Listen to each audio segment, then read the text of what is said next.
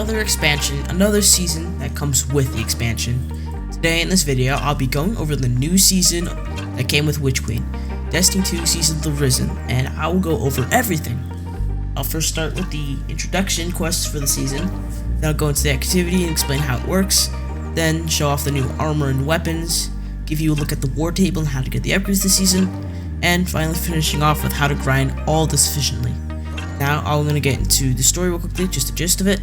So as we and Ikora are figuring out the secret to the hive getting the light in the Witchqueen campaign, ciatal is making an uneasy alliance with the Vanguard, the Guardians, and humanity in general. Now this alliance is benefiting us with the fact that ciatal is giving us her light suppressing technology from Season of the Chosen, and her scions, which gives us access to the mindscape, which is how we're going to capture these hive light bearers and get these hive plans. So we're going to just basically capture hives so we can get their plans and figure out what they're going to do. So stop them from doing that.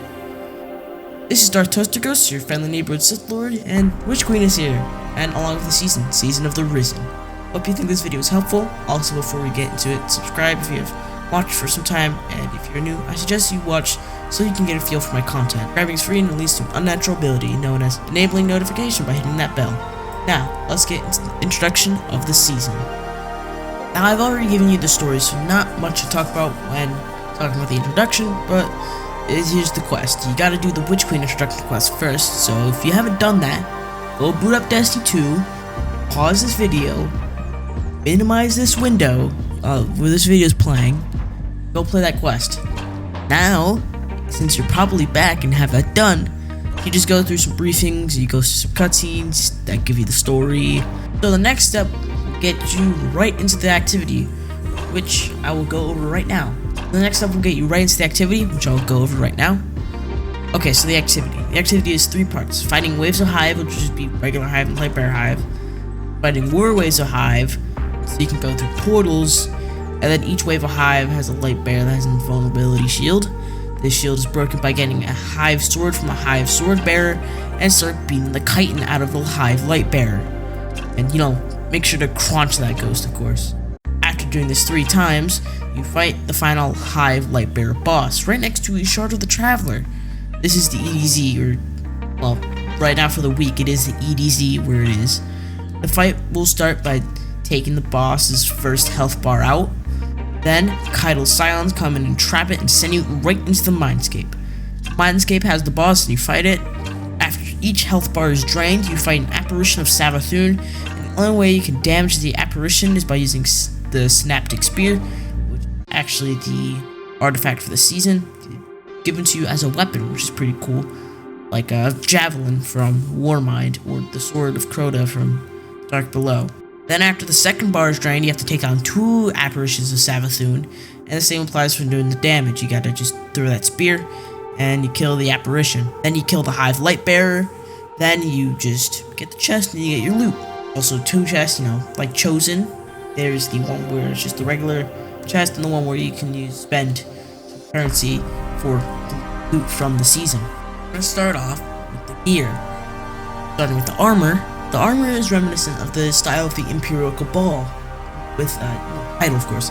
The Hunter Cloak having that tusk that she has, also the Titan helmet has tusk, and the Warlock has not really tusks, but more like horns. Kinda looks weird.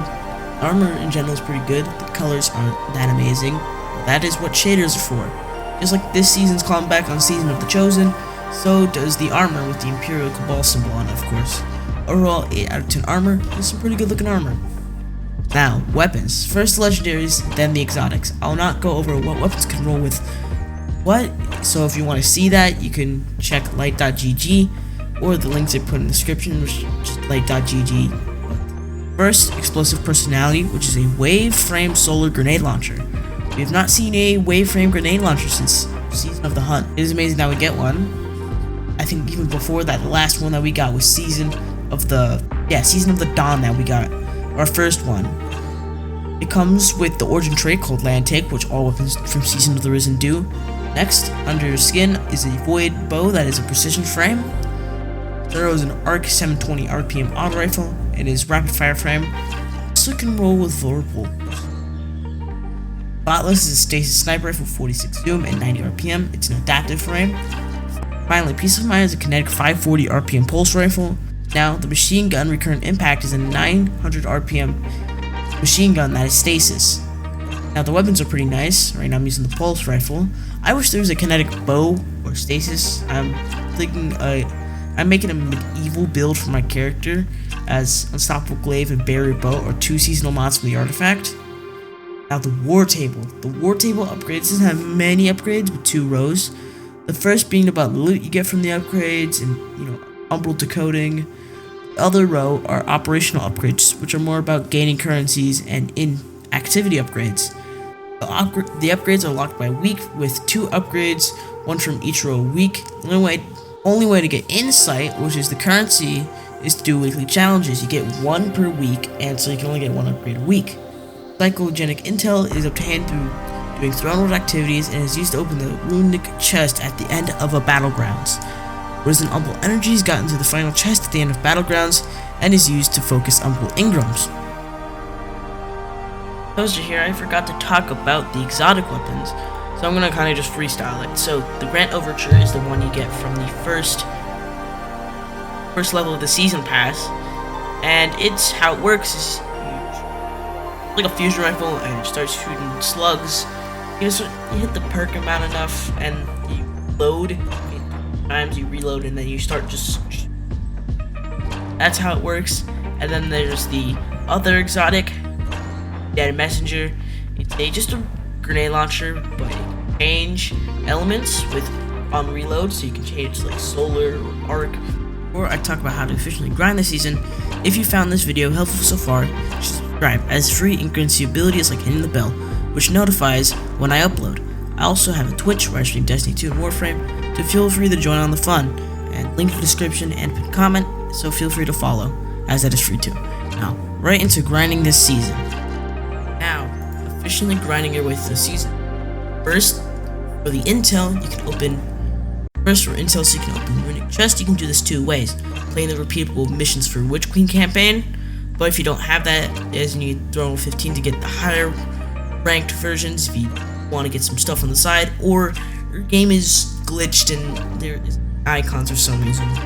I have this problem with my hunter, and I checked my warlock, which is only done the first mission. Icons are there, making.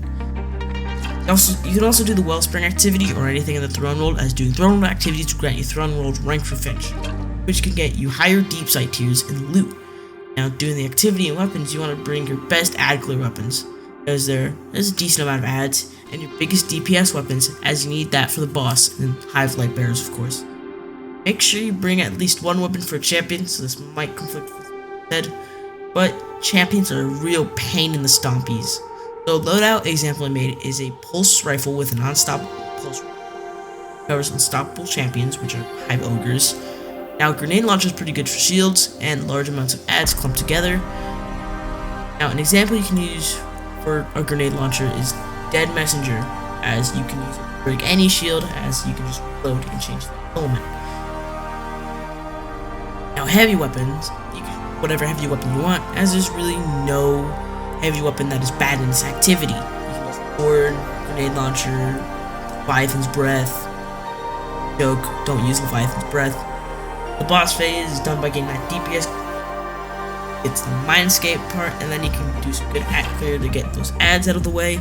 And then the champions. So they're unstoppable ogres, so get them when they're alive, and then kill them. You don't have to deal with them. Then there's Savathing illusions. The Nova explosion attack, just don't get close. I mean like the Nova warp kind of explosion. Nova bomb is pretty easy to dodge, as it's not Slova. Arc attack with the arc lightning, just don't stand where the lightning will strike. And for Blade Barrage, start praying to the Traveler and get to cover, or you somehow dodge it perfectly. Then you complete the activity, repeat, you get told to touch grass. You'll have enough risen energy to focus as many umbals you want to get the gear you like. Now that was my Season of the Risen guide, with everything talked about, with the story, the intro quest, how the activity works, the gear, and grinding out the season. So I hope you enjoyed. Thunder Crash, Nova Bomb, or whatever ability you use to hit that subscribe and like button for future content like this. This was Toaster playing Season of the Risen. I don't think there's anything else that rhymes with Risen. To see ya.